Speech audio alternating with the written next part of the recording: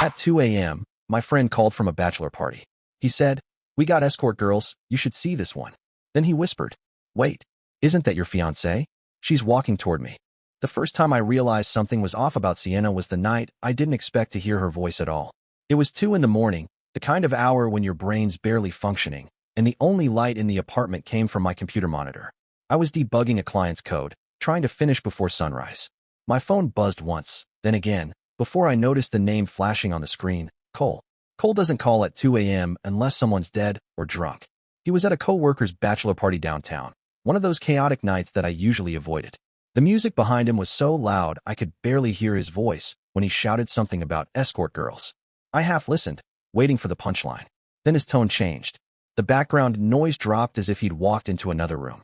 He said quietly that one of the women looked exactly like Sienna. Same hair, same eyes, even the same small scar on her left shoulder. At first, I laughed. Sienna had told me she was spending the weekend at her cousin's place upstate, helping plan a bridal shower. She'd texted photos of wine glasses and table settings earlier that night. I told Cole he'd had too much to drink, but he insisted. Then, a second later, my phone buzzed again. A blurred photo came through. Even though it was dark, I recognized her white silk dress, the gold necklace I'd given her for her birthday, and that small tattoo of a crescent moon she kept hidden behind her collarbone. It didn't feel like jealousy, more like numb confusion. I told him not to say anything, hung up, and sat there for a minute, staring at the photo. My heartbeat was steady, almost mechanical, but my thoughts weren't. I wanted it to be some twisted coincidence, maybe a look-alike, a misunderstanding. But deep down, I knew her smile too well. By 3 o'clock, I was on the highway. The hotel Cole had mentioned was only 40 minutes away, one of those sleek downtown towers with valet parking and tinted lobby windows. My hand stayed tight on the wheel the entire drive. I didn't blast music or talk to myself. I just listened to the hum of the tires and the low sound of my pulse. When I pulled into the side lot, I spotted a cluster of limos out front and heard bass echoing through the glass doors. Inside, the lobby was mostly empty except for a few people checking out early and a bored receptionist scrolling through her phone. I walked past the elevators, pretending to text someone, and positioned myself near the hallway leading to the ballroom. That's where I saw her. She wasn't wearing the cardigan she'd left home in, just the same white silk dress from the photo, now a little wrinkled, a little shorter under the bright lights. She sat on a bar stool, laughing at something a man beside her said, someone older, maybe in his 40s, his hand resting casually on her thigh. She leaned in closer, brushed his wrist aside, and whispered something that made him grin wider. Every part of me wanted to storm in, to shout her name, to ask what the hell she was doing there. But the logical part of me, the same one that used to troubleshoot code until sunrise, kept me frozen. She hadn't noticed me. Not yet. The bartender set down a drink in front of her. She reached into her purse, slid a few bills across the counter. Cash. Always cash. She didn't see me when she stood up and took the man's arm, heading toward the elevators. I followed just far enough to see which floor the elevator stopped on. The 4th. I waited 2 minutes, pretending to check my phone, then took the next one up. The hallway was silent except for the faint buzz of the lights overhead. At the far end, I saw the man's jacket hanging on the door handle of room 412. I didn't need to see more. My chest felt hollow, not heavy. There was no cinematic heartbreak, no anger that burst out of control, just a quiet calculation forming in the back of my mind. I pulled my phone out, zoomed in on the door, and recorded for a few seconds. Then I walked back to the elevator, stepped inside, and looked at myself in the mirrored panel. My reflection didn't even look angry. It just looked awake. The drive home felt endless. The horizon was turning gray when I reached our neighborhood, and the first thing I noticed was her car parked in the driveway. For a moment, I thought maybe I'd imagined everything. Maybe she really had been at her cousin's and came back early. But when I stepped inside, the faint smell of perfume hit me. Not her usual floral scent, but something heavier, more artificial, the kind that clings to hotel hallways. The apartment was spotless, like she'd spent extra time erasing evidence. On the kitchen counter, a note. Had the best weekend. You'd have loved the place. Still sleepy, don't wake me. I crumpled it and threw it away. Her shoes were by the door, the same ones from the photo. I noticed a faint scuff on the heel and a small stain on the strap that looked like spilled champagne. The suitcase she'd taken was already unpacked, her clothes neatly folded, the silk dress hanging by the window to air out. I sat on the edge of the bed and stared at her side, the sheets perfectly smoothed. The digital clock blinked 5:43. She wasn't home yet. She'd left her car here, but gone somewhere else after the hotel. That was the part that didn't make sense, and that's what made me stay awake until the sound of keys in the lock startled me. When the door opened, the morning sun filled the hallway, and Sienna walked in wearing gym clothes, her hair pulled into a ponytail. She smiled like nothing had happened, said she'd gone for a sunrise run near her cousin's house, that she'd just driven straight home. She dropped her bag, kissed my cheek, and asked why I was up so early. I told her I couldn't sleep. That was the truth. She went straight to the shower, humming under her breath. When the water started running, I stood outside the door for a few seconds, listening to her sing softly to herself, completely at ease. She'd rehearsed this version of her life so perfectly that even now, she didn't flinch. I walked to my desk, plugged in my phone, and transferred the short video I'd taken at the hotel. Her dress, the man's jacket, the timestamp in the corner. I saved it twice, one copy on my laptop, another in the cloud. Not because I wanted revenge yet, because I wanted the truth to exist somewhere outside my own disbelief. When she came out, wrapped in a towel, she asked if I wanted breakfast. I nodded. She smiled again, exactly the way she had at the bar. That was the moment I realized something terrifying. Sienna wasn't just lying to me. She was living two completely separate lives, and she was good at it. I watched her move around the kitchen like nothing was wrong, making coffee, humming, talking about her cousin's engagement, describing details she'd invented to fill her story. Every lie was smooth, measured, perfectly placed. She had done this before. By the time I took the first sip of coffee, I already knew this wasn't about infidelity. It was about control. She had built a world where truth only existed when she allowed it to. And that was the first night I stopped believing anything that came out of her mouth. Sienna always knew how to make guilt look beautiful. For the next few days, she walked around our apartment as if nothing had happened, talking about her cousin's engagement, pretending to scroll through photos, laughing at her own stories. Every detail was so carefully constructed that if I hadn't seen her at that hotel, I might have believed her. She even brought home a gift, a sleek silver watch in a velvet box, saying it was from her cousin's fiancé, as a thank you for helping plan the weekend. She said it too casually, like she'd practiced it. I nodded, thanked her, and slid it into my desk drawer. The moment she went to bed, I searched the brand online. It cost nearly $1,000, and the serial number had been removed from the back. Sienna's lies had always been small before, white lies about gym classes or influencer collabs that never really happened. But now there was a rhythm to them. She'd wake early, leave in workout gear, and be gone for hours. Some days, she came home glowing with energy. Other days, distant and distracted, saying she was tired from training clients. Her cousin's Instagram told another story entirely. I checked it late one night, while Sienna slept beside me, and saw a post from a sunny beach in Mexico, dated the same weekend Sienna was supposedly there. In every photo, her cousin was surrounded by family. No Sienna, no mention of her name anywhere. That was the first piece of proof that made it real. The second came 2 days later. Sienna's gym bag was sitting by the front door. She'd gone to teach a private session, but forgot her towel. I bent down to move it and noticed the zipper was slightly open. Inside was an envelope with cash, neat stacks of hundreds held together with rubber bands. No receipts, no notes, just money. Next to it, a small burner phone, one of those prepaid ones you buy at gas stations. I shouldn't have opened it, but I did. The messages weren't encrypted or hidden. The first text at the top read, Friday night 9 p.m., same place, same rate. Bring the white dress. The name above it was CH, short for something, maybe initials. There were other texts too. New client confirmed. Cash only, no transfers. Keep receipts out of sight. My stomach tightened as I scrolled. The phone had 2 apps, a private calendar and an encrypted photo gallery. I didn't open the photos. I didn't need to. I took pictures of the screen with my own phone, careful not to leave fingerprints on the burner. Then I zipped everything back exactly how it was and returned it to her bag. That night she came home with takeout and kissed my cheek like she hadn't just spent the afternoon selling something sacred. She joked about me, working too much, and told me I looked pale. I said I was fine. The next day, I started my own quiet investigation. Cole and I met for lunch downtown. I told him everything, the cash, the phone, the messages. He looked sick halfway through the story. When I showed him the screenshots, his hand trembled slightly. He'd been at that bachelor party. He'd seen her. There was no denying it now. He leaned forward and asked what I wanted to do. Confront her? Expose her? Walk away? I didn't answer immediately. Instead, I asked him to do one thing. Help me find out who CH was. Cole worked in finance, the kind of guy who knew how to trace names through payment systems and receipts. A few days later, he called me back, whispering like we were planning a heist. CH, he said, is Dr. Callum Hayes, former hospital director, fired last year for budget misconduct. Guess what else? He runs a so-called wellness consultancy now, and the LLC is under his initials, CH Therapy and Coaching. It didn't make sense at first. Sienna had worked at the hospital before she quit to focus on fitness. Callum had been her supervisor. She'd mentioned him once or twice, always calling him a decent mentor. I'd never thought much of it. The realization hit like a slow, sinking weight. The escort work wasn't just side money. It was an operation. He was running it, using his coaching business as a cover, and Sienna was one of his recruits. I decided to test her story before confronting her. That weekend, she told me she was traveling again, another wellness seminar out of town. I nodded, wished her luck, and said I had a business meeting of my own. When she left, I followed. She took her car to a luxury hotel on the east side, the kind that catered to high-end clients who wanted discretion.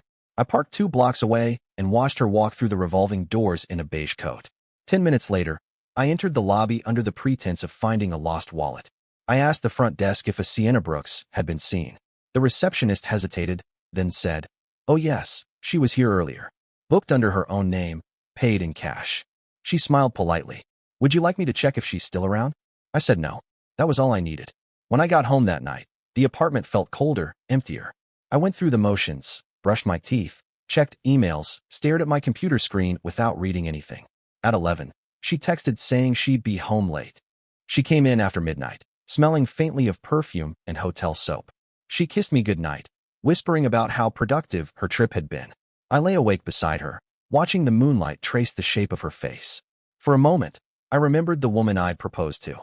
The one who used to cry at movies, who laughed until she snorted. That person didn't exist anymore. The next morning, I made coffee early and told her I had errands. When she left for her client session, I turned on her old tablet, the one she barely used. She'd logged into her cloud account months ago and never signed out. The files synced automatically. Inside was a folder named fitness_clients. I opened it expecting invoices, maybe diet plans. Instead, I found a spreadsheet labeled Schedule, Private Bookings. Columns of dates, initials, and rates. At the top, a note. Update Dr. H. New clients. My hands trembled slightly as I scrolled through the entries. She'd been doing this for at least 8 months. Names, hotel codes, room numbers. Everything meticulously recorded. It wasn't impulsive, it was a system. I copied the files onto a flash drive, locked it in my drawer, and sat down. I wasn't sure what hurt more, the betrayal itself or how calmly she'd built it into her life. That evening, she brought home groceries and joked about us needing a date night. I agreed. I even smiled. I had to, because now I knew that rage wasn't the weapon I needed, precision was. Later that night, when she fell asleep, I called Cole again. I told him I wanted to end it on my own terms. He asked what that meant. I said I wanted to book her next session. We spent the next few hours crafting a plan. Cole borrowed a friend's number, created a new client profile through the same contact app I'd seen on her burner. I knew the language they used, the right codes, the phrasing, the format. Within an hour, the request was sent. Friday, 8:30 p.m., it said, "Private appointment. No distractions. Double rate." She replied 15 minutes later with one word, "Confirmed." I stared at that message for a long time. Not out of heartbreak, not even disbelief, just a cold awareness that I was about to meet the woman I loved, not as her fiancée, but as her client. The kind of meeting where everything would finally come to light. Friday came faster than I wanted it to. The entire week passed in a blur of pretending to work, to eat, to sleep, to care. Sienna was cheerful that morning, humming in the kitchen, talking about her client consultation later that evening. She didn't notice I barely responded. Her confidence had grown into something eerie. She'd stopped even trying to hide the inconsistencies. She thought she had me perfectly fooled. At 6 o'clock, she started getting ready. I watched from the hallway, quiet, unnoticed, as she slipped into the white silk dress, the same one from the hotel. She adjusted her necklace in the mirror, the same necklace I'd bought her, and smiled faintly at her reflection. Then she grabbed her gym bag and keys and left. Cole was waiting in his car a few blocks down. We'd already rented the apartment under a fake name, neutral, furnished, nothing personal inside. The building was managed by a property company that handled corporate stays, and they didn't ask questions. Everything about it looked normal from the outside, and that was the point. We parked nearby, engine off, waiting. The air was heavy with that strange mix of adrenaline and dread. My hands itched to call her, to stop this before it started, but there was no turning back. At 8:15, Sienna's car pulled into the lot. She checked her makeup in the mirror, fixed her hair, and texted the client, which, of course, was me. My phone buzzed. Here. I waited until she entered the building before I followed, keeping a few steps behind. Cole stayed near the exit in case anything went wrong. The hallway was quiet except for the distant hum of air conditioning. I stopped outside the door, took a slow breath, and unlocked it with the spare key. When she opened the door, she froze. For a split second, neither of us spoke. Her eyes darted around the room like she couldn't process what she was seeing. Her lips parted slightly, as if she might scream, but she didn't. Then a sound came from behind her, shuffling, a cough. Another man stepped into view, buttoning his shirt in a panic. I recognized him immediately. Dr. Callum Hayes. It was like watching two worlds collapse into one frame. Sienna's face drained of color. Callum froze, holding his jacket like a shield. I could almost see the calculations happening behind her eyes, the desperate scramble to invent a story that could explain everything. I didn't raise my voice. I didn't move closer. I just looked at her and said her name. She stammered something about misunderstanding, about helping a friend. Callum tried to step forward, saying this was strictly professional. But the words sounded ridiculous in that room that reeked of perfume and cheap champagne. I turned toward him, not with anger, but with focus. "You're running it," I said quietly. "The whole operation." He didn't answer. He didn't have to. The silence was enough. I took out my phone and snapped a photo. Sienna standing half-dressed beside her boss, both caught in the light of a single lamp. Callum started to protest, but I walked past him and picked up a folder from the table. Inside were handwritten notes, cash envelopes, and a ledger that looked disturbingly familiar. The same structure as the spreadsheet I'd found on her tablet. I slipped the folder under my arm, turned toward the door, and left. Sienna didn't follow. She just stood there, frozen, like the moment had drained every lie she'd ever built. Cole was outside waiting by the car. When he saw me, he didn't ask what happened. He just started the engine. I rolled down the window, took one last look at the building, and said, "We're done." But it wasn't over. That night, I didn't confront her when she came home. She arrived after midnight, pretending to yawn, pretending everything was normal. I didn't even speak. I just let her crawl into bed beside me, her breathing steady, her lies heavy in the air. The next morning, I called the hospital's compliance office from a payphone near my office. I gave no name, no number, just sent them an email with the photos, screenshots, and the spreadsheet. Within hours, the message was forwarded to the board and copied to the local authorities. By noon, I saw the first sign it was working. Sienna's phone started buzzing nonstop. First one call, then another, then 10 more. She answered one and went pale. The color drained from her face completely. She said she had to go handle something urgent and rushed out without even grabbing her purse. I followed at a distance. She drove straight to the hospital, parked illegally, and ran inside. 20 minutes later, she came out with her hair disheveled, eyes red. She looked around the parking lot like she expected someone to appear. That evening, she sat on the couch staring at nothing. When I walked past her, she whispered something I couldn't make out. The next day, a letter arrived from the hospital, marked confidential. I didn't open it, she did. I heard the paper tear, then the sound of her breath catching. They'd suspended her pending investigation. She tried to act confused, claimed it was a mistake, that someone was spreading rumors. But the cracks were spreading too fast for her to seal them. Callum had been called in for questioning as well. The hospital was beginning to connect dots I'd already drawn. For the next week, she barely left the apartment. She stopped eating, stopped posting on social media, stopped going to the gym. Her phone kept lighting up with messages from Callum, all ignored. Then one evening, I heard her crying in the bathroom. Not the soft kind of crying that asks for comfort. This was the sharp, uneven sound of someone realizing they'd run out of exits. She came out eventually, eyes red, and asked if I knew anything about what was happening. I met her gaze and said calmly that I didn't. She searched my face, hoping for some sign of emotion, some thread she could pull to get back control. But there was nothing left for her to hold on to. That night, she slept on the couch. The distance between us wasn't physical anymore. It was permanent. The next morning, Cole texted me a single line. "It's public now." I opened my laptop and searched for Callum's name. The local paper had just published a brief article. Hospital director under investigation for misuse of resources. The article mentioned unauthorized activities involving hospital property and staff. No names yet, but I knew hers would surface soon enough. When she saw it, she went completely silent. No screaming, no denial, just quiet. The kind of quiet that comes when a person realizes they're about to lose everything they built out of deception. That evening, I packed my things. I didn't announce it, didn't make a scene. I just folded my clothes, took my laptop, my files, and the silver watch she'd gifted me, the one she probably bought with her earnings, and left it on the table. She didn't stop me. She didn't ask me to stay. She just sat there, staring at the article, holding her phone like she was waiting for it to ring. When I closed the door behind me, I felt no relief, just the strange calm of inevitability. By the weekend, the story had spread. 2 arrests had been made related to illicit business operations linked to the hospital. Sienna's name was finally mentioned, buried halfway through the article. She'd been charged with professional misconduct and removed from her position. Cole and I met for coffee the next day. He asked if I wanted to tell her it was me who sent the report. I said no. The truth was punishment enough. I looked out the cafe window as the rain started to fall, the city lights blurring behind it, and realized I'd stopped wondering why she'd done it. Some people don't have reasons. They just test how far the world will let them lie.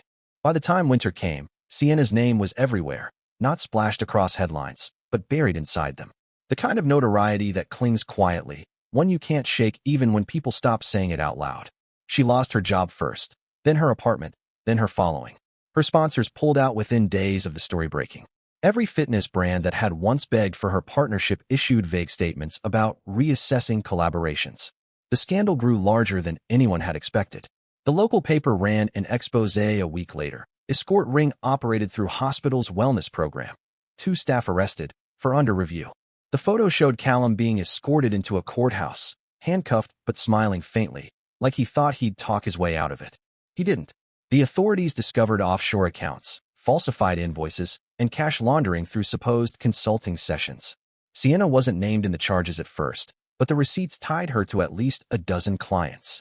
I didn't follow every article. I only read enough to know she hadn't gone to prison. She'd taken a plea deal, cooperation for leniency. In exchange, she testified against Callum, describing how he'd convinced her to start taking private clients after her shift at the hospital.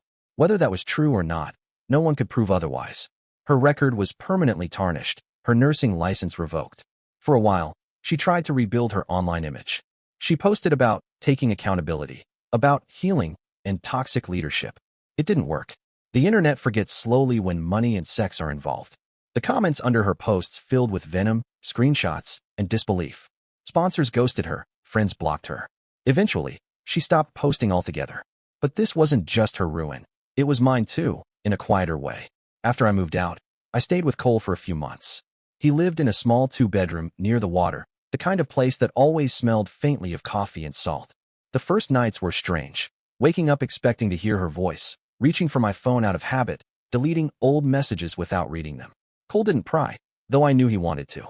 One evening, he slid a beer across the table and said, "You could have just walked away. Why go this far?" I didn't answer right away. I wasn't proud of what I'd done, not exactly. But I told him this, that I couldn't stand the idea of her continuing untouched, manipulating people who didn't see it coming. She'd been so calm when she lied, so methodical, that walking away felt like letting her rewrite the story entirely. So I made sure the truth stayed permanent. For months, life settled into silence. I worked from home, rarely checked social media, and stopped talking about her altogether. But she didn't disappear completely. A few times, she texted from new numbers, messages that alternated between apologies and pleas. "Please talk to me. You don't understand what he did. I can fix it." I never replied. Eventually, the messages stopped. Then one morning, Cole sent me a link. A short local news segment. The anchor mentioned her name again, this time in connection to the final sentencing. Callum had been convicted on multiple counts of fraud and coercion, sentenced to 5 years. 14 others were charged. The report said an anonymous tip had triggered the investigation. I sat back, watching the screen flicker. They never knew it was me. For a brief moment, I wondered if she ever suspected. Maybe she did. Maybe that's why she stopped reaching out, because she finally realized I'd seen the whole thing unfold and hadn't said a word. A few weeks later, I ran into her by accident. It was early evening, downtown, near a cafe I'd started visiting after work. I was sitting outside, watching the rain slide down the awning, when she crossed the street. She didn't see me at first. Her hair was shorter, darker, almost unrecognizable from the woman I'd once known. But when she turned toward the window, our eyes met. For a second, time stalled. She froze, her breath catching just visibly. Then she walked inside. I thought she'd turn away, but she didn't. She came straight to my table, every step slow, deliberate.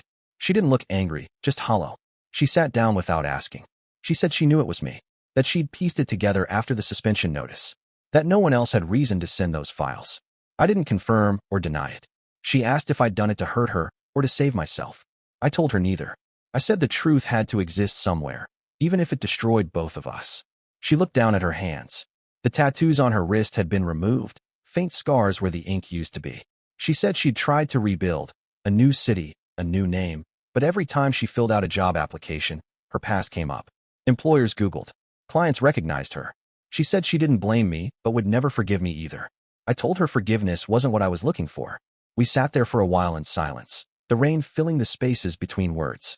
When she finally stood to leave, she said quietly that she sometimes missed who she used to be before all of it. Then she looked at me and added, "But I think that person never really existed." I watched her walk away until she disappeared into the crowd. That was the last time I saw her. Months passed, then a year. Life moved forward in fragments. I moved into a small apartment across town, started taking more freelance work, even joined Cole at the gym occasionally. There were nights I still thought about the version of life we almost had. The house, the wedding, the ordinary peace I used to believe was guaranteed. But something had changed permanently. Trust didn't come easily anymore. I caught myself analyzing everyone's tone, cross-referencing small details, looking for patterns that weren't there. It wasn't paranoia, just the residue of betrayal. Then one morning, while grabbing coffee before work, I overheard two people at the counter talking about the scandal. The woman mentioned Sienna's name, then paused, struggling to recall the details. She was the nurse, right? Got caught up in that escort thing. Her friend shrugged. Oh yeah, wild story. Wonder whatever happened to her. And just like that, she was gone. Reduced to a rumor, a cautionary tale, a name people forgot as quickly as they remembered. I stepped outside, coffee in hand, and realized that was the real ending. Not the confrontation, not the exposure, not even the punishment, but the forgetting. The quiet fade from relevance that follows when everyone else moves on. A few weeks later, Cole and I met for dinner at a small diner by the water. He told me he was getting married, to someone he'd met months before all this started. I congratulated him, and for the first time in a long time, I felt something close to peace. He raised his glass and said, "You know, you could have just blocked her." I smiled. Yeah, but then she'd still be out there, untouched. Some people need consequences, not closure. We clinked glasses, and for the first time in months, I laughed, not the bitter kind that follows pain, but a real one, light and unforced. Outside, the rain had stopped. The city looked clean again, like it had washed away every trace of what happened. I knew life wouldn't go back to what it was, but maybe that was the point. I left the diner feeling something I hadn't felt since that first 2 a.m. call, clarity. Not revenge, not relief, just a quiet certainty that some endings don't need to be rewritten. They just need to end.